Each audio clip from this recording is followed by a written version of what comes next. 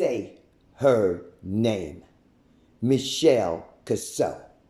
Michelle Cusseaux was a 50-year-old black woman murdered by Sergeant Percy Dupra of the Phoenix, Arizona Police Department on August the 14th, 2014. Numerous news stories about how Michelle died have differing small details, but the critical facts are almost identical. Michelle suffered with depression, bipolar disorder, and schizophrenia. On August the 14th, Michelle had called a taxi to take her to the hospital. When the taxi did not show up, Michelle called her case manager at Phoenix health provider Southwest Network. The case manager then contacted the police to take Michelle to an inpatient mental health facility.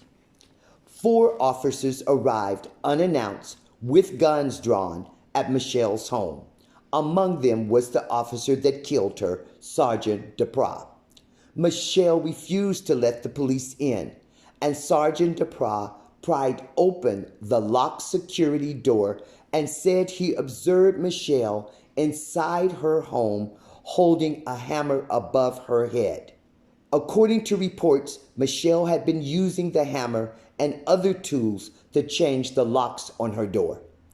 Sergeant Dupra shot Michelle in the chest with a single bullet because he said he felt threatened by the look on her face. Other accounts report that Dupra said he saw Michelle holding a hammer above her head in a way he deemed threatening, and he shot her in self-defense.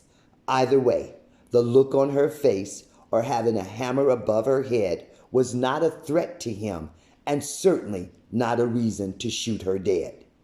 The police knew they were breaking into Michelle's home for mental health reasons before going there.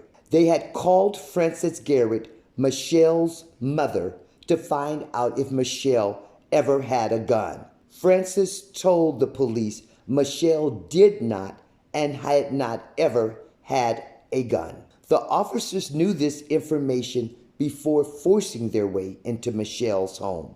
They were aware, remember, because they had been called by the Southwest Network to take her to a facility for mental health care. Instead of transporting Michelle for help and make a deliberate effort to calm Michelle, they broke into her home, shot her in the chest within seconds of contact. Michelle's life nor her medical condition, reported by her case manager, made no difference. Michelle's life appeared to mean nothing to those 4 officers, and especially the one that shot her, Sergeant Dupra. After an investigation of Michelle's needless death on March the 18th, 2015, Maricopa County Attorney Bill Montgomery announced that it would not press charges against Sergeant Dupra and that Michelle's killing was justified. The decision was expected. Michelle's murder was no different than the other senseless murder of black people by the police. September 2015, the Phoenix Police Department's Use of Force Board ruled that Sergeant Dupra violated police department policy. Their decision, the opposite of the Maricopa County Attorney's Office. The victory was hollow though.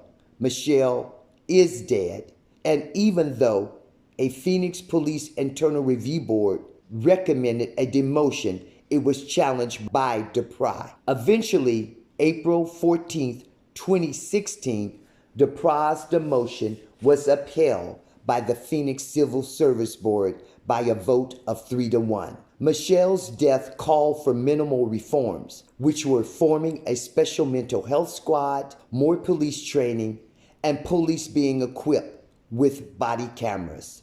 A note, prior to Michelle's death, from 2013 through August 2015, the Phoenix Police Department issued approximately 512 disciplinary actions. The punishments: supervisory counseling to dismissal. You would think things would have changed, but on August 2021, the U.S. Attorney General and Justice Department announced that they would investigate the Phoenix Police Department for a pattern or practice investigation in 5 areas. 1. Excessive and deadly force. 2. Discriminatory policing. 3. Retaliation against protesters. 4. Response to people in the behavioral health crisis. And 5. Treatment of those experiencing homelessness. The price of murdering or using excessive force against a black person or person of color means nothing. Until the punishment fits the crime, police have no incentive to change. Say her name, Michelle Cusseaux.